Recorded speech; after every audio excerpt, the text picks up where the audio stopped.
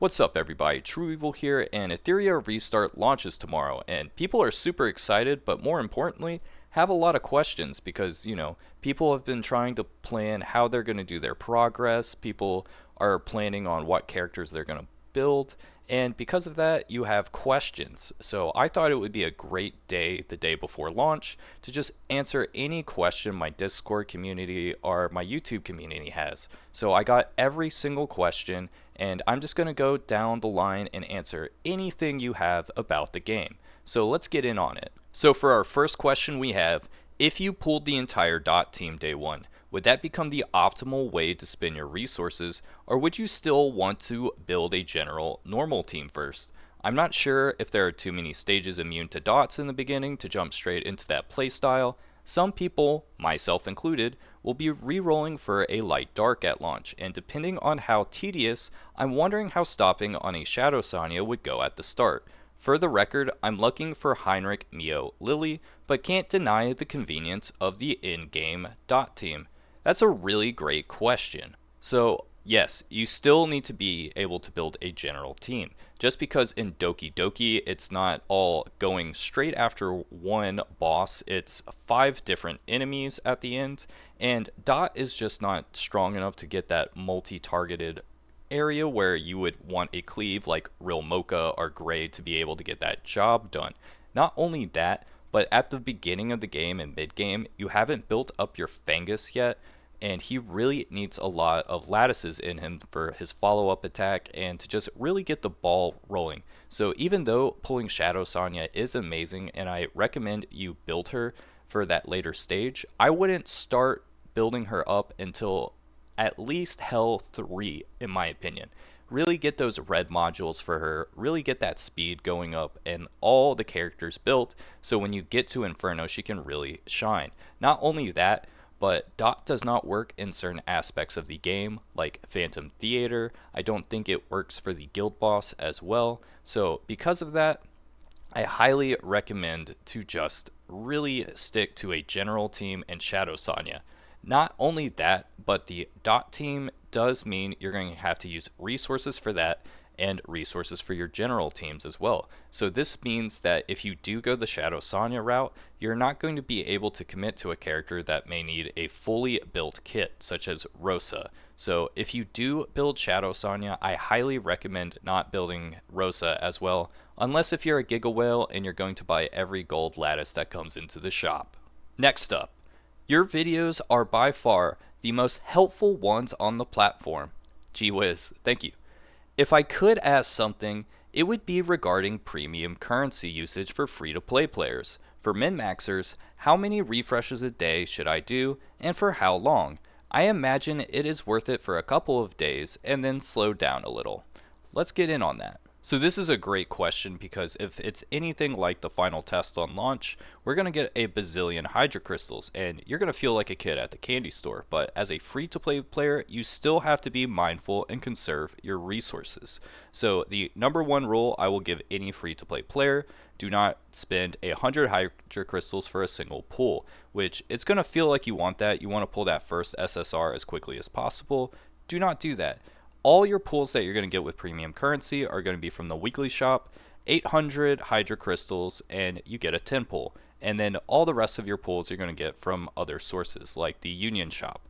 So knowing that rule, always make sure you have 800 hydra crystals saved up. And that's going to be the first plateau. Now, you need to max stamina refresh at the beginning at least to level 35. And once you get to level 35, I will say that as a free-to-play player, if you're really going to be smart, conserve your resources, only spend them when you need to, make sure you have at minimum 3,000 crystals saved up.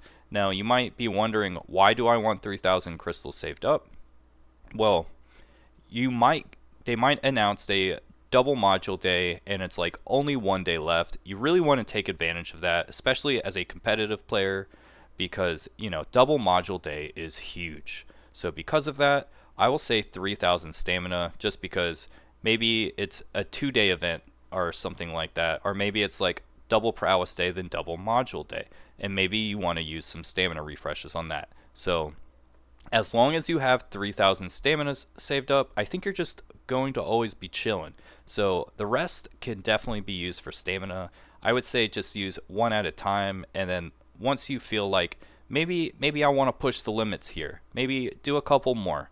And that's how I would conserve my stamina as a free to play player, because I want to be doing the stamina refreshes. I think that's more important than an SSR, because as a free to play player, I'm just not going to have the same amount of golden lattices as a spender will. So it's going to make it harder for me to build SSRs. So I want to build the team I have, focus on SRs, and really push the content. So as long as I have those final matrices and I'm able to chill with the whales, my gray can beat up whatever SSR they have. My gray in the final test whacked around some Rosas. So, more power to you. SR Gaming, free to play gaming. So for our next question we have, I didn't use Valerian in the beta, but I'm trusting your read on her, dot dot dot, but I'm scared.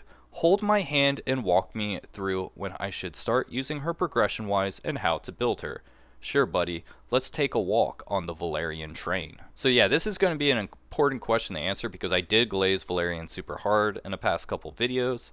And, if you use her at the very beginning, you're going to feel like she's mid. And that's because her whole entire awesomeness is locked behind her skill 3, which you're going to have to fully max out, because before skill 3 max out, she's not going to start the battle in Hazy Dream. But once that skill 3 is, she started in Hazy Dream, bro. And what this does is when it's any of your character's turn, they get that 12% shield over max HP and a random basic buff. So, you want to wait until she gets this before you use it, because you're going to start the battle off maybe with your Lily. Lily gets a shield. Wow, super cool. And, having that happen is way better than having to wait to her turn and then she uses her ultimate, because it just means her ultimate, Hazy Dream, is just up for even more. Great ability, great effect, really gonna help out. So when do I start using that? And the answer to that is whenever you're ready to start trying to push for that Hell 3, Hell 4 Doki Doki. And make sure you have those 4 purple lattices saved up in the back of your mind. So how I'm going to approach it is once I get to Nico Nana, I'm going to farm the Nico Nana and look around elsewhere and make sure I get those 4 purple lattices to put in my Valerian. So that's how I'm going to build Valerian. That's where I am going to personally put her on my setup. And another thing I'm going to answer before I make my character guide for her is, one thing I have been seeing people say is to build Bramble on her. And I'm just going to say, don't build a Bramble on her, because if you read Hazy Dream, it says she cannot take action while doing Hazy Dream. And unfortunately, counterattacking is an action. So you may see that skill 1 give Slumber and you're like, oh wow, bro, I really want to put them to sleep on a counterattack. But can't counterattack if you can't take action, so watch out for that one. And also, once you get to Nico Nana, that's when you get one of her in-game shells. Pick between Gigabyte and Artisan, whichever one you feel like you need more on your team.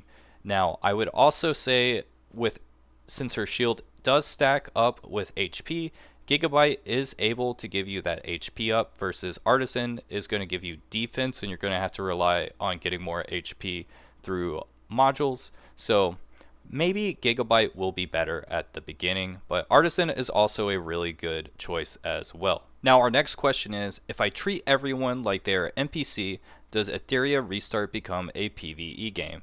Well, if you believe that everyone is not real, then maybe they aren't real, bro. But more importantly, even if people aren't real, you should treat them with respect. Winky face. Next up we have from the Pope of Cope, I saw the new video. Is Marvell actually just not worth using anymore? Well, you're going to get mixed answers for this. And personally, when I saw the balance update the next morning, I went back and watched some footage I recorded during the final test. And I was like, can I still cheese this boss the same way I did if the turn meter steal on skill 1 was 15% instead of 25%, and if his skill 3 had a higher cooldown and did a tiny bit less pushback? And the answer was just a straight up no shot, bro. And because of that, I don't want to cope with trying to use Marvell, at least in the beginning. If people prove me wrong, right? I'll try building him back up, but personally, I don't think he's going to be worth it at all. I would rather build up Kloss or something like that. Kloss Mio, Kloss Kraken, something like that. I would rather do that instead of the Marvel Kraken combo or Marvel Kloss combo.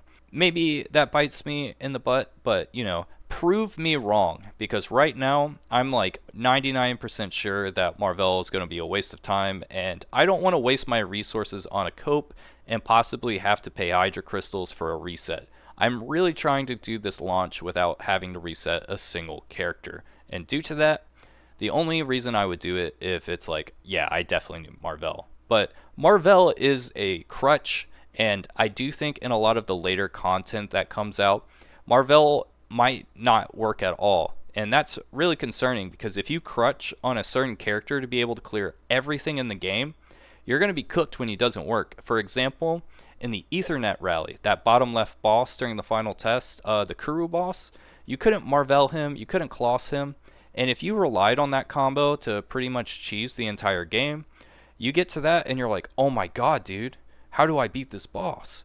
And personally for me, I couldn't Marvell it. My red DPS was Chloros, who couldn't clear the ads, which means he didn't lose the immunity, and he still had that high damage reduction, and I was just cooked, right?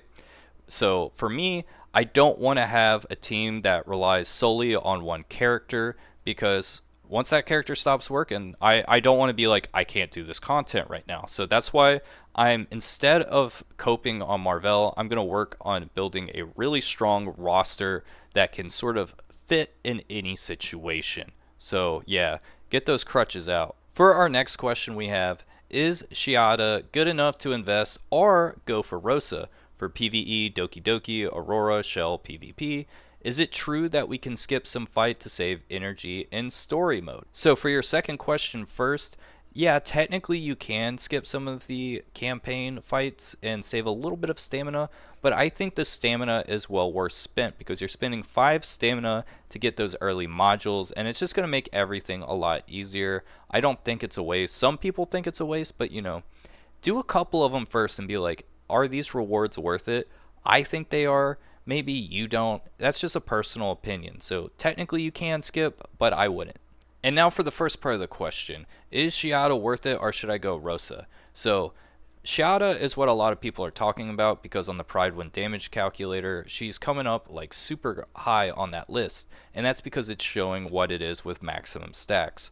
Now, to get to those maximum stacks, I don't think it's worth it. And like, I think almost like there's a ton of characters I would rather have instead. Like, I would rather have Rin the Unbowed built on my account than have Xiada built, for example. Xiada is going to really shine on modes like Infinity Train, where those stacks are going to keep going every wave. That's why Doki Doki is also super good in Infinity Train. But like, as like a regular unit, she's not going to be better than Rosa. Now, the problem with Rosa is she needs a maximum lattice investment to be able to cover all those things that she's good at, right? She needs to have a max out skill 3 to do all those AoE shenanigans. She needs to max out her skill 2 and skill 1 to be really good against the Union boss and Phantom Theater. So like a character like that, you need a max lattice, and that's different than Xiada. So they're just like different characters, but I definitely think Rosa is way better than of an investment for an account than Xiada. The next question. What do you recommend to spend gems on after you stop refreshing? The weekly shop has the discounted standard and light dark pools, and I'm wondering how you would evaluate if they are worth it each week. Also, when do you plan to start saving standard pools for new and upcoming limited rate up banners? Great question. Let's get in on it. So first off, I'm not going to stop like refreshing. I'm going to refresh the first time every day using that 60. And then I'm not really going to use like the second through 10, but still using 1 refresh every day. And I'm going to make sure I always have 4,000 Hydra crystals saved up, just because if there is a double module day, then I'll max stamina refresh on those days. But I'm not going to spend max stamina refresh every day. That's crazy. But what I am going to spend my crystals on is, 1, I'm going to buy the 800 Hydra crystal pack every week. And then the light dark pack, if I have a bunch saved up, I'll buy that, but that's not going to be like a weekly thing for me. That's just going to be like, ooh, I haven't eaten chocolate cake in a while. Let me get a slice of that. That's going to be how I feel with the light and dark banner pulls. And not only that is, if I really need a golden lattice and it's like, ooh, if I buy like 4 AI arena tickets, I can get there, I'll probably do that. So make sure I have some saved up in the bank. Always get the 10 pull. Always do 1 stamina refresh. Make sure I have that bank full so I can get double modules. And, that's really all I'm really going to spend my hydra crystals on. I'm going to call it there, guys. Thanks for asking all these questions, and also thank you for watching this video. I really appreciate you spending the time watching my video out of all the other videos on YouTube. So be sure to like and subscribe, and I'll see you next time.